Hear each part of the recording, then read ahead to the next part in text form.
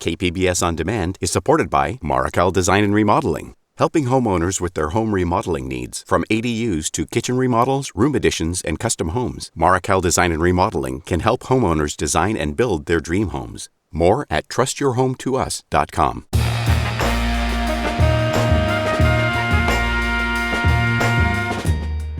Welcome in, San Diego. It is Jade Hindman. On today's show, we'll talk about the love of jazz and what's happening over at San Diego's other public media station, Jazz 88. This is KPBS Midday Edition, connecting our communities through conversation.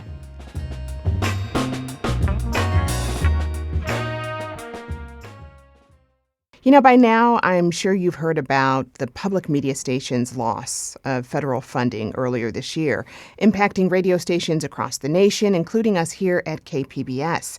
But we're not the only public radio station in San Diego. Jazz 88 is San Diego's only jazz station, and one of just a handful in the entire country. From bop to free jazz and the blues, Jazz 88 plays it all and has been since 1970 from the campus of San Diego City College. KSDS's station manager, Ken Poston, is here with me in studio. Ken, welcome to Midday Edition. Thank you. Happy to be here. So glad to have you here. Okay, so how are y'all doing? How has Jazz 88 been impacted by the federal funding cuts?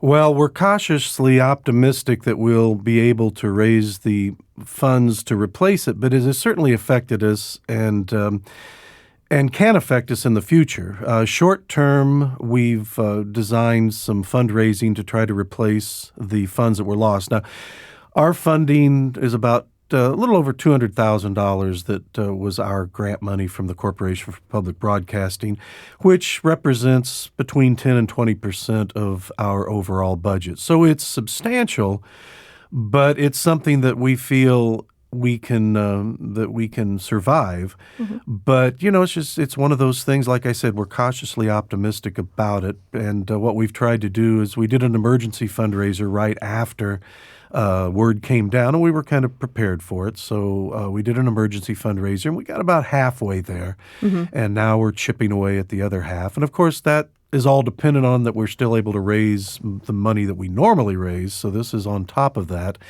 But that's kind of our goal, the $200,000 that we need to make up. Yeah. So far, what's been the response from the Jazz 88 community? I think it's been positive. Like I said, we did a 3-day fundraiser right after this happened, and we brought in the 3 days, a little over $100,000. And we've done a lot of mailings and things since, and so we've continued to chip away at it. So we're well over halfway there. But now we just need to continue to do that. And like I said, we got to continue to make sure that our normal fundraising comes in as normal, and then things will work out okay. So so far that's what we've done. And I think we'll just react as we go along to see how things are going. But I think that's probably about as well as can be expected under the circumstances. Yeah. Well, I want to talk about what Jazz 88 means to the community. And so much of it is you sharing your love of jazz. How did you discover jazz for yourself? Me personally, as I started playing the trumpet when I was in 5th grade. I think it was 5th grade. And so I discovered jazz just by being curious about listening to different kinds of music.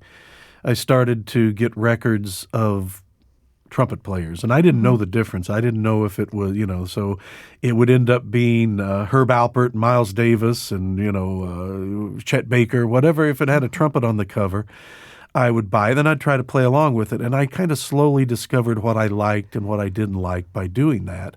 And it was something that I just continued to be fascinated about. And once I kind of realized it was jazz that I responded to the most, or that I was most interested in, I tried to check the books out. I was a little kid, but I tried to get books out of the library, and I tried to learn what I could. And I got more and more interested in it that way. So it goes back to when I was, however old you are when you're in 5th grade. I was pretty young, That's when it all happens. Well, you grew up in Kansas City, which has a rich jazz history. Tell me about that. That helped a lot because I was aware of that, just because you couldn't help but be aware of it, because on the radio and in the news, newspaper, there would always be something about Charlie Parker or Count Basie or the Kansas City Jazz era. And I remember when I got really interested one time, when it really kind of pushed me over, was when I really realized the significance of Kansas City to the overall jazz scene. And I remember distinctly, we were visiting my grandmother who lived about a 2-hour drive north of Kansas City. Mm-hmm. And my dad had thrown the Sunday paper into the back seat, and I must have been, 6th, 7th grade, somewhere in there. And the Sunday calendar had a big feature on Kansas City during the Depression, and I didn't have anything else to do in the car for 2 hours. So I remember looking at it, and I read the part about jazz, and I got really interested in the fact that, well, hey, this all happened where I'm from.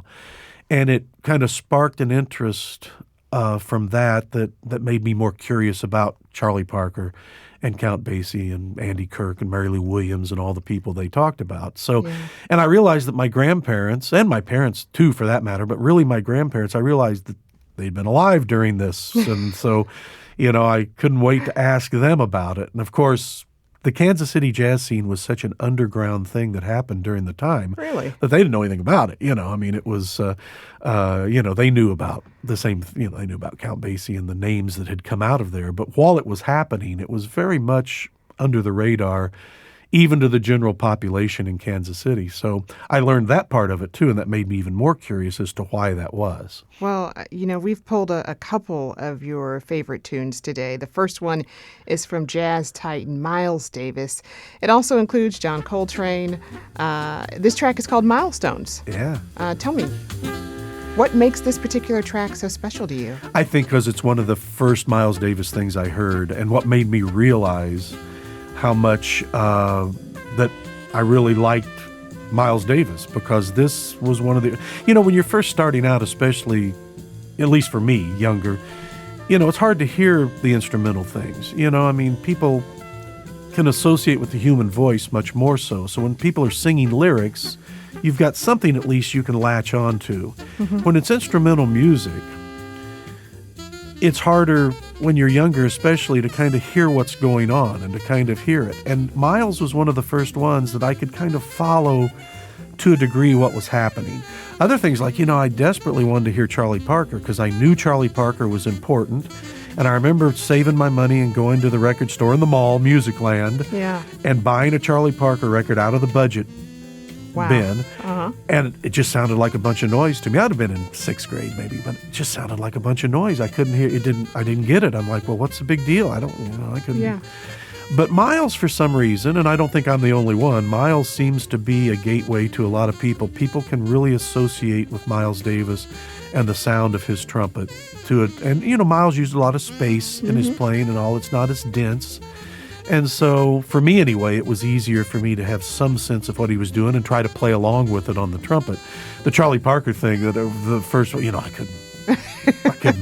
couldn't hear anything that was going on. Gosh. It was just, Well, Miles's sound is so distinct. So let's take a listen here. Okay.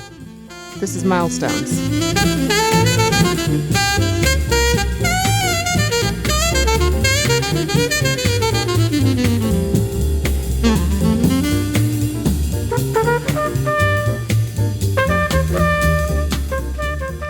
So, why do you feel it's so important to tell the story of jazz through the work you all are doing at Jazz 88? Well, I truly believe, and people say this, and I know it becomes bumper stickers and slogans and stuff, but it truly is America's contribution to the arts. And it truly is something that represents what America is and should be and strive to be. The democracy involved in a jazz group playing on stage, there's correlations between that and the Constitution and the things like that. As silly as that may sound, it's a democratic approach where everybody's working together and they're listening to each other's ideas and they're playing off of each other's ideas and they're introducing ideas of their own, but yet they have to be aware of what everyone else is doing. There's a change in hierarchy as on the bandstand as people are playing. the person soloing is in the driver's seat, but then it becomes somebody else's turn, and then things shift and change. And to me, it's just it's an expression of human. It's an expression of human emotion, and it's an expression of things that, like I said, relate to all these different things that have to take place for that to happen. And it's a pure expression of, it's not a made up or a forced thing. It's something that is someone that learns their instrument so completely that it becomes an extension of their personality. And I think that's one of the things about Miles, and I think that's why so many people are attracted to Miles, is because they can hear that. It's an extension of, what he's saying, even though there's no words. The words become easy. It becomes easy when you can hear the lyrics to something and you can hear what the meaning of that is, things like that. With instrumental jazz, you don't have that same thing. You don't have that. You have to listen in a different way to hear what the artist is trying to convey. And that, to me, has always been what's exciting about it.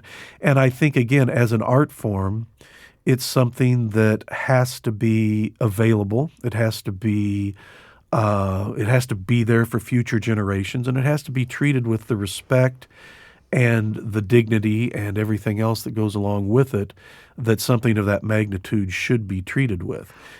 And, you're right in that. It's such an art form, and it's foundational, too. I mean, given that, what do you tell someone who says, I only listen to rock and roll, or I only listen to hip hop? I don't listen to jazz. I mean, what do you tell somebody?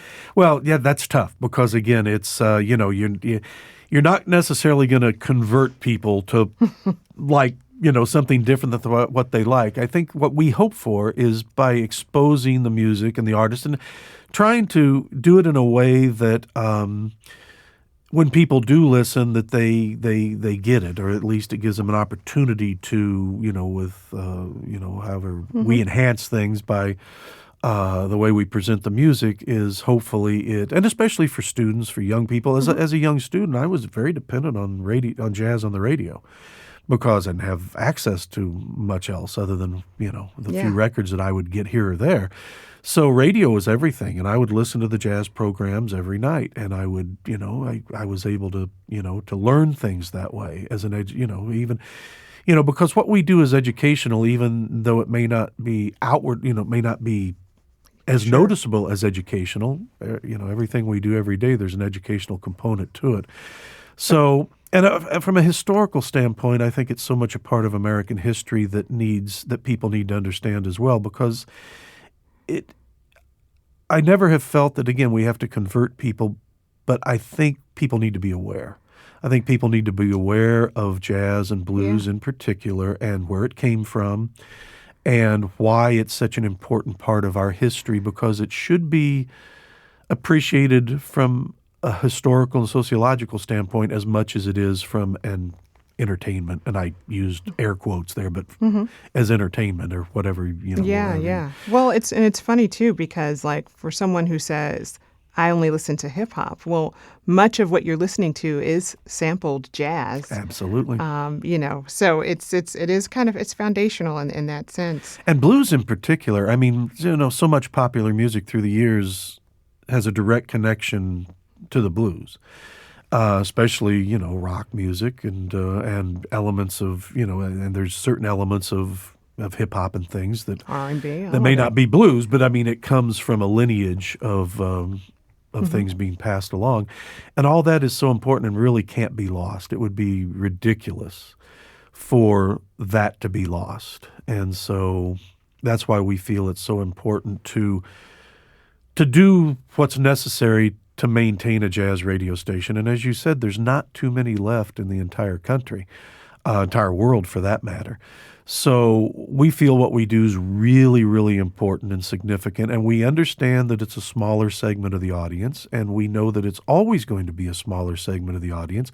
The key is that there's enough people within that audience willing to support it so that it maintains itself. And that's what the struggle is. Yeah. Well, it is time to take a listen to some more music. Up next, we've got the Jerry Mulligan Quartet featuring Chet Baker on trumpet with Bernie's Tune.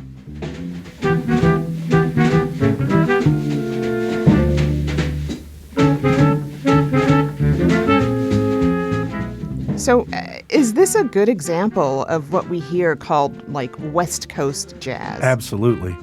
That is one of the pioneering recordings, if you will, of what we think of as West Coast jazz. And personally, I was very drawn to this back in Kansas City. As much as I loved the Kansas City sound, and much as I loved Miles Davis and all the things that I was discovering, a lot of the West Coast things really spoke to me for some reason. Chet Baker, Jerry Mulligan in particular, Shorty Rogers, and some of the others. And I think one of the reasons I ended up on the West Coast was for that very reason. I was drawn to that, and it was just something that I kind of made a specialty of early on, by not necessarily on purpose, but just in studying the music and learning it, and it was something I was drawn to.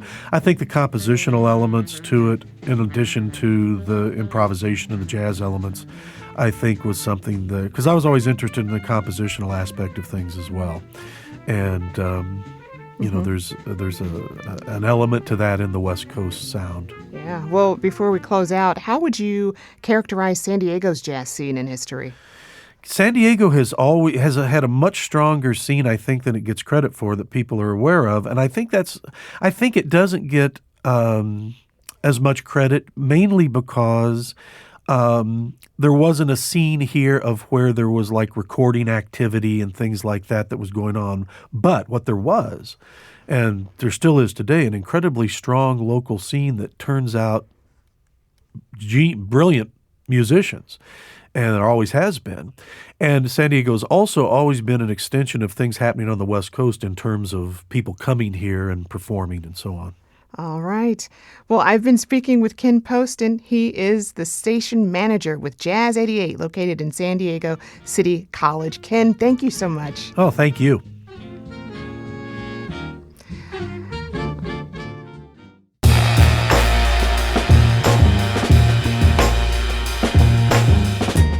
That's our show for today. I'm your host, Jade Hindman. Thanks for tuning in to Midday Edition.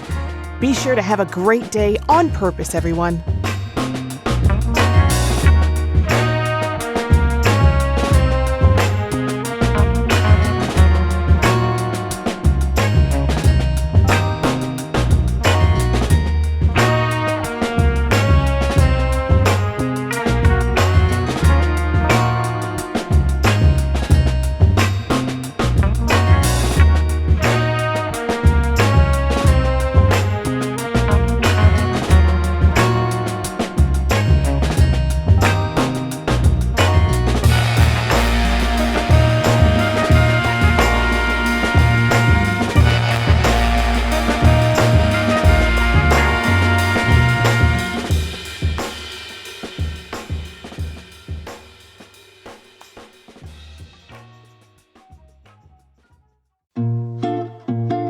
Hi, I'm Dr. Rachel Jans, Associate Curator of Modern and Contemporary Art at the San Diego Museum of Art.